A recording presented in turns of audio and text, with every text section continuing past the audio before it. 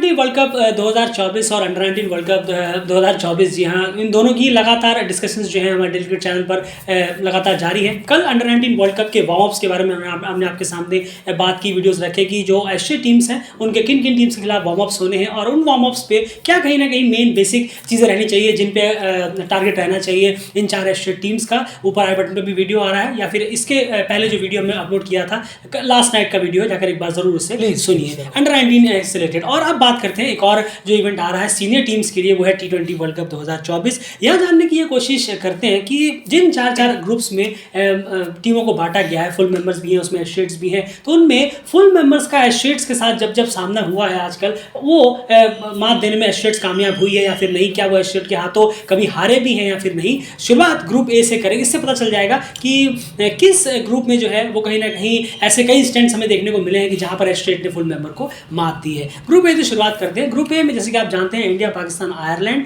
USA और Canada है। तो इंडिया, पाकिस्तान और आयरलैंड के बारे में जानना चाहूंगा, इन तीन के बारे में, कि ये तीनों एस्ट्रेट से आज तक कितने T20 की हम बात कर रहे हैं, याद रखिएगा, और हम बात कर रहे हैं प्रेजेंट एस्ट्रेट टीम्स की। जो अब एस्ट्रेट टीम्स है, अफगानिस्तान, आयरलैंड को एक्सक्लूड कर जो अब एस्ट्रेट टीम्स है, इनके साथ क्या इंडिया, पाकिस्तान और आयरलैंड के मैचेस हुए हैं T20 में, और अगर हुए हैं तो कितने मैचेस खेले हैं इन्होंने और क्या कुछ विन लॉस का परसेंटेज है। बिल्कुल, देखिए अगर हम इंडिया की बात करें तो इंडिया ने 6 मैचेस खेले हैं T20 के एसोसिएट्स के खिलाफ, जिसमें कि 6 में जीत मिली है इंडियन टीम को। और उसके बाद वहीं बात करें पाकिस्तान की, तो पाकिस्तान ने 12 मैचेस खेले हैं एसोसिएट्स के खिलाफ T20 में, और 12 में पाकिस्तान को यहाँ जीत मिली है। वहीं पर अगर हम आयरलैंड की बात करें तो आयरलैंड ने अब तक 78 T20 खेले हैं एसोसिएट्स के खिलाफ, जी हाँ। और अगर हम देखें 19 टीमों के खिलाफ उन्होंने लगभग खेला है अपने इस पूरे जब से वो हुए हैं फुल मेंबर्स की तरफ देखें तो। उसके बाद 48 में उन्हें जीत मिली है और 46 में जीत मिली है और 28 में उन्हें हार मिली है।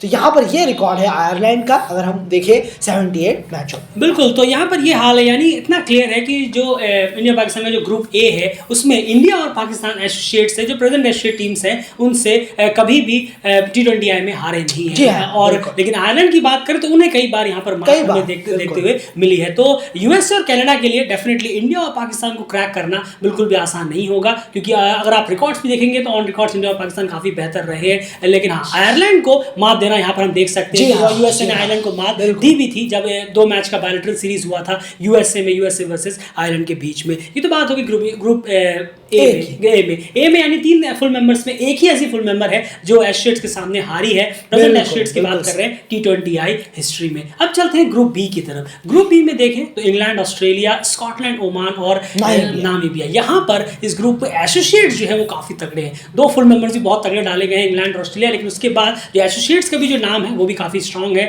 नामीबिया, स्कॉटलैंड, और रिसेंटली जिन्होंने रीजनल फाइनल जीता उनकी बात कर रहे हैं ओमान की भी। तो यार इसमें इंग्लैंड और ऑस्ट्रेलिया का जानना चाहें कि इंग्लैंड और ऑस्ट्रेलिया जब भी T20 में एशिया टीम्स के खिलाफ भिड़े हैं तो उनमें हार जीत का जो वो है रिजल्ट है वो क्या रहा है। बिल्कुल, और अगर हम बात करें इंग्लैंड की तो यहाँ इंग्लैंड ने 2 मैचेस खेले हैं अब तक एसोसिएट्स के खिलाफ T20 में, दोनों में इंग्लैंड को हार मिली है। और ऑस्ट्रेलिया ने 1 मैच ही सिर्फ खेला है अब तक T20 में एसोसिएट्स के खिलाफ, और 1 में ही उन्हें जीत मिली है। तो यहाँ पर ये हाल है दोनों फुल मेंबर्स का ग्रुप बी में, यानी कि इंग्लैंड यहाँ पर एक खतरे की जो है, इंग्लैंड कहीं ना कहीं वो वीक लिंक है और एक पॉजिटिव लिंक है एसोसिएट्स के लिए, जो यहाँ पर खुल रहा है दरवाजा कि शायद हम यहाँ पर सेंध मार सकते हैं, खासकर अगर हम बात करें तीनों एसोसिएट नामीबिया, स्कॉटलैंड और ओमान। जी हाँ, स्पेसिफिकली नामीबिया और स्कॉटलैंड की ज्यादा उम्मीद रहेगी कि सेंध मारने की, क्योंकि इंग्लैंड 2 बार भिड़ा है, अब आपको बता दें एसोसिएट से, और दोनों बार उन्हें मात मिली है T20 में। जी हाँ, और वापस से आपको बता दें हम प्रेजेंट एशिया टीम्स की बात कर रहे हैं। अफगानिस्तान और आयरलैंड एज एन एसोसिएट्स के रिकॉर्ड्स हमने यहाँ नहीं किए हैं। जो प्रेजेंट एशिया टीम्स है उनके खिलाफ जब भी टीमें खेली हैं तो उनका क्या हाल रहा है। तो यहाँ पर इंग्लैंड एक टीम है जिनमें से मारी जा सकती है, और रिकॉर्ड्स भी ये कहते हैं कि 2 बार इंग्लैंड भिड़ा और दोनों बार इंग्लैंड को यहाँ पर मात मिली है। उसके बाद चलते हैं ग्रुप सी की तरफ। New Zealand, Afghanistan, West Indies, Uganda और PNG। डेफिनेटली ये ग्रुप में कहीं ना कहीं बहुत इंटरेस्टिंग मुकाबले हो सकते थे अगर यहाँ पर कुछ और बेहतर स्टेट इस ग्रुप में होते। अगर यहाँ पर हम नामीबिया को देखते या हाँ, फिर हम यहाँ पर बिल्कुल, स्कॉटलैंड को देखते तो बिल्कुल ये ग्रुप बहुत ही ज़्यादा नीदरलैंड यहाँ होता, होता। या नीदरलैंड यहाँ होता, या फिर नेपाल नेपाल यहाँ होता, होता, जी तो भी हाँ। बहुत इंटरेस्टिंग यहाँ पर देखने को मिलता। लेकिन अनफॉर्चुनेटली आप कह सकते हैं अभी कि टक्कर देंगे, लेकिन वो क्लियर दिखता है कि युगांडा पीएनजी जी हाँ, इतने इफेक्टिव बिल्कुल नजर में सही। नहीं आ सकते। लेकिन शायद उन तीनों में से कोई दो पहुंचे, लेकिन फिर भी हैं रिकॉर्ड्स क्या कहते हैं न्यूजीलैंड, अफगानिस्तान और वेस्ट इंडीज। बिल्कुल, न्यूजीलैंड की बात करें तो 12 मैचेस न्यूजीलैंड ने खेले हैं, एसोसिएट के खिलाफ 11 में जीत मिली, एक में उन्हें हार मिला है एसोसिएट्स के खिलाफ। वहीं वेस्ट इंडीज ने एक ही मैच एसोसिएट्स के खिलाफ खेला है अब तक T20I में, और उन्हें हार मिली है वेस्ट इंडीज को एक मैच में। और वहीं पर अगर हम बात करें यहाँ पर अफगानिस्तान की, तो अफगानिस्तान ने यहाँ पर 41 मैचेस खेले हैं, जिसमें 32 में अफगानिस्तान को जीत मिली है और 9 मैचेस अफगानिस्तान ने हारे हैं एसोसिएट के खिलाफ T20I। बिल्कुल, तो ये बात हो गई। न्यूजीलैंड का जो एक हार आपने सुना वो था यूएई के खिलाफ, जो अभी रिसेंटली बायलैटरल सीरीज हुई 2023 में। वेस्ट इंडीज का जो आपने एक हार देखा वो स्कॉटलैंड ने जो वर्ल्ड कप में हराया वो था यहाँ पर, और अफगानिस्तान के तो 9 हार कहीं ना कहीं है। तो यहाँ पर क्लियर है। तो यहाँ पर अगर हम देखा जाए तो यहाँ पर अगर टारगेट करने के लिए हम देखें तो वेस्ट इंडीज ने काफी कम खेला है, एक ही मैच खेला है। तो वेस्ट इंडीज और अफगानिस्तान को डेफिनेटली टारगेट किया सकता है, लेकिन हमने पहले आपको बताया कि टीमें उतनी स्ट्रांग नहीं, वीक नहीं, वीक काफी है,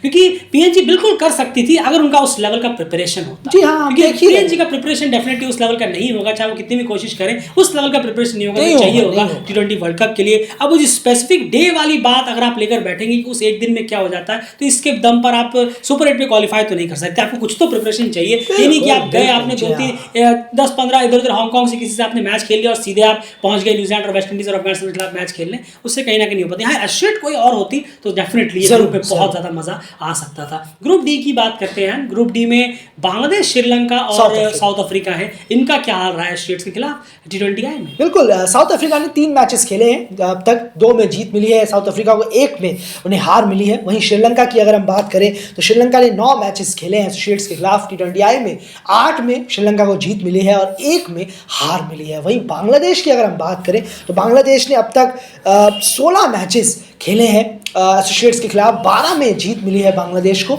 और 4 में हार मिली है। तो यहाँ पर तीनों टीमें एसोसिएट्स के खिलाफ हारी हैं, ये अपने आप में बहुत बड़ी बात है। ग्रुप सी के बाद ये ग्रुप आया है ग्रुप डी, जहाँ पर तीनों फुल मेंबर्स हारे जरूर हैं। बिल्कुल सही कहा। तो ये आप यहाँ पर बिल्कुल सही कहा आपने, और इसीलिए कहीं ना कहीं देखिए इस कॉन्टेक्स्ट में भी ग्रुप डी जो है वो बहुत इंटरेस्टिंग बनता है। घूम फिर के हमने सबसे पहले ओवरऑल हमने पिक्चर में देखा तो लगा हाँ ग्रुप डी बहुत टफ है। उसके बाद हमने आपके सामने रैंकिंग्स के थ्रू प्रेजेंट किया, उसमें भी लगा हाँ ग्रुप डी कहीं ना कहीं टफ है। और इस तरह से हमने पेश किया कि फुल मेंबर्स का एशिया के खिलाफ जो मैचेस हुए हैं उसमें हार जीत का क्या हाल है। यहाँ पर भी आप देखिए तीनों फुल मेंबर्स जो है वो एशिया से हारे हुए हैं, चाहे साउथ अफ्रीका की बात, और रिसेंटली भी हारे हुए हैं। ऐसा नहीं कि सालों पहले हारे हों। अगर आप देखेंगे साउथ अफ्रीका जो एक हारा, नीदरलैंड ने हराया T20 वर्ल्ड कप में साउथ अफ्रीका को। उसके बाद अगर आप देखेंगे श्रीलंका, नामीबिया ने श्रीलंका को मात दी, और बांग्लादेश का आप देखेंगे 2021 में जो स्कॉटलैंड ने मात दी थी उन्हें T20 वर्ल्ड कप 2021 के ग्रुप स्टेज मैचेस में। तो ये कहीं ना कहीं देखने को यहाँ मिलता है। तो रिसेंटली तीनों ही टीमें हारी हुई हैं, तो यहाँ पर फिर से नीदरलैंड और नेपाल के पास बहुत ही बेहतरीन चांस होगा कि इन टीम्स के खिलाफ जीत दर्ज कर वो सुपर 8 पे जगह बनाने की कोशिश करें। यानी इस कॉन्टेक्स्ट में भी अगर हम देखें कि फुल मेंबर्स वर्सेस स्टेट में हार जीत के फासले से तो भी जाकर ग्रुप सी और डी काफी ज्यादा हमें लचीला नजर आता है, लेकिन सी बस वही दिक्कत है कि सी में एशियन टीम्स उतनी इफेक्टिव नहीं है जितनी डी में है, जो मादा रखती हैं इन टीम्स को मात देने की। बिल्कुल सही। और सबसे बड़ी बात यह है कि एक ब्लूप्रिंट मिल जाता है, सबसे इंपॉर्टेंट ये है। अब देखिए आप ग्रुप ए में अगर आप देखेंगे इंडिया पाकिस्तान, वहां ब्लूप्रिंट है ही नहीं, वहां पर डोमिनेशन नजर आ रहा है। अगर कुछ करना है हलचल तो आयरलैंड को करना है। जी बिल्कुल सही कहा, फुल मेंबर है। अब आप देखिए, लेकिन वहीं पर अगर आप देखेंगे ग्रुप बी में, ग्रुप डी में अगर हम बात करें तो यहाँ पर कुछ एक ब्लूप्रिंट सा हमें नजर आता है, क्योंकि ग्रुप सी में कमजोर टीमें हैं, ये डेली डायरेक्ट बोलेगा।